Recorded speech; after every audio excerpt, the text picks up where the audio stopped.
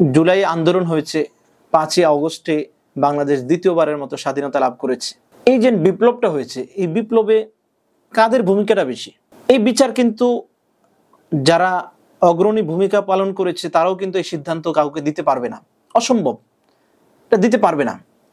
কারণ সে এক সেক্টরে কাজ করেছে, দেখা গেছে সেই রাস্তায় আরো 10 কিলোমিটার দূরে কিছু ছাত্ররা সেখানে আন্দোলন করেছে। ঢাকা শহরে এক জায়গায় আন্দোলন হয়েছে, দেখা গেছে ঢাকা শহরের অন্য সাইডে, যেমন দেখেন উত্তরাতে আন্দোলন হয়েছে, যাত্রাবাড়িতে আন্দোলন হয়েছে। উত্তরা আন্দোলন কোনো দিক থেকে ছোট, ঢাকা ভার্সিটির আন্দোলনটা কোনো দিক থেকে বড়। বা ঢাকা ভার্সিটিতে যেভাবে আন্দোলনকারীদেরকে দমনের জন্য চেষ্টা করা হয়েছে, যাত্রাবাড়িতে যারা আন্দোলন করা হয়েছে তাদেরকে মনে হয় যেন এরকম পিঠ থাপড়িয়ে পুলিশরা তাদেরকে বাসায় পাঠিয়ে দিয়েছে, এটা আপনি বলতে পারবেন না। তার মানে বিষয়টা চূড়ান্ত যে আন্দোলনে যারা শরিক হয়েছে, চাই একটা শিশু বাচ্চা হোক না কেন, আপনারা দেখেছেন যে আন্দোলন চলাকালীন ছোট থেকে ছোট বাচ্চা নেতৃত্ব দিয়েছে, সে কিন্তু বন্দুক মারেনি বা গুলি করতে পারেনি, বা আস্ত বড় একটা ইট ধরে পুলিশকে নিক্ষেপ করে পুলিশকে যে দুনিয়া থেকে পার করে দিয়েছে, এরকম কিন্তু হয়নি। আমরা কিন্তু দেখেছি অনেক বাচ্চারা তাদের মায়েদেরকে জোর করে বাসা থেকে নিয়ে এসেছে, কেন? যে তাদের ভিতরে একটা বিবেক জাগ্রত হয়েছে যে না, এখন ঘরে বসে থাকা যাবে না। এখন আপনি কি তাকে নাহিদের যেই পরিশ্রম বা সার্জিসের যে পরিশ্রম বা হাসনাতের যেই অক্লান্ত এরকম আত্মত্যাগ, এটার তুলনায় কি তারটা কি আপনি কম চোখে দেখার কোনো সুযোগ আছে? এটা সুযোগ নেই।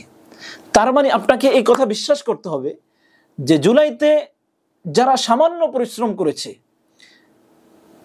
চাই পরিশ্রমের ধরনটা যেরকম হোক না কেন, অল্প হোক বেশি হোক, কিন্তু তার মন এবং তার মস্তিষ্কে এবং তার পুরা শরীর জুড়ে তার মনস্তান্ত্রিক ভাবে এই কথা বসে গেছে যে না, আমার বিবেক জাগ্রত, আমি এই সরকারকে এখন আর চাই না।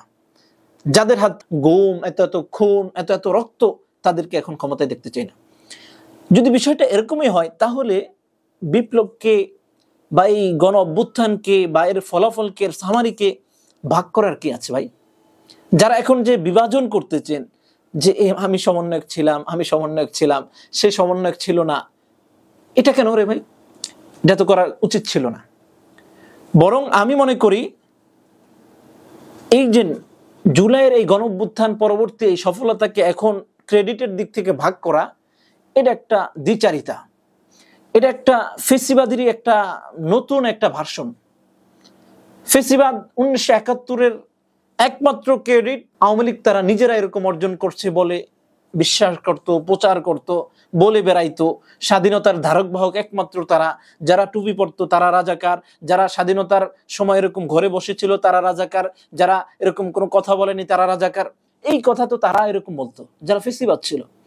এখন যারা এই 24 গণ আন্দোলনে যুক্ত হয়েছিল, যারা বিভিন্ন সেক্টরে কাজ করেছে, যাদের অবদানকে অস্বীকার করার কোনো সুযোগ নেই, তাদেরকে বিভাজন করে তাদেরকে এরকম দূরে ঠেলে দেওয়া, এটা নতুন ফেসিবাদ কায়েমের ষড়যন্ত্র চলছে। এই জন্য গতকাল থেকে বর্তমান এনসিপির যিনি আহ্বায়ক জনাব নাহিদ ইসলামের যে পোস্ট, সেখানে একবার স্পষ্টভাবে সাদেক কাইয়ুমকে বাদ দেওয়া হয়েছে।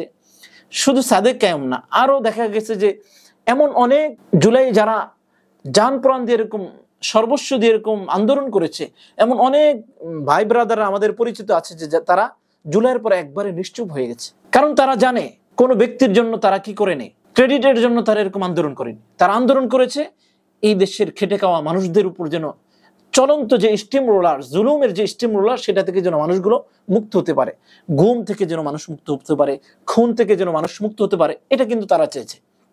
এই জন্য তারা আন্দোলন পুরোপুরি ভাবে করার পর এখন নিশ্চুপ হয়ে গেছে।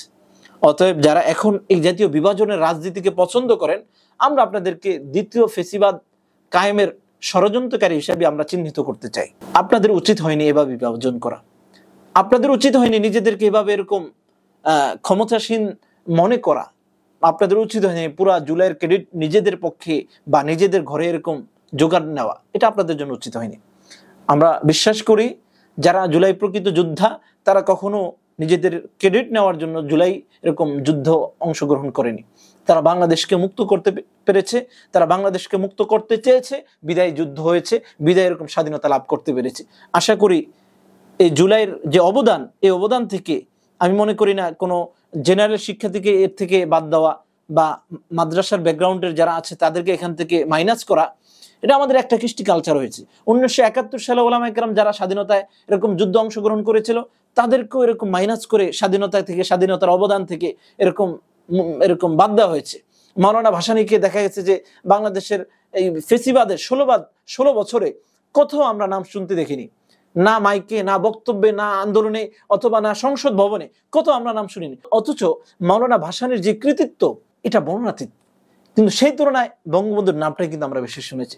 অতএব আমরা দ্বিতীয়বার এই বঙ্গবন্ধুর মতো একটা মানে কাল্পনিক একটা চরিত্র সামনে ধারণ করে সেটাকে পূজা করা হবে, সেটা নামে এরকম আবারও 16 বছর স্বৈরতন্ত্র বাংলাদেশে চালু হবে, এই আশা আমরা করি না এবং এটা আমরা বিশ্বাস করি না এবং আমরা এটা চাইও না।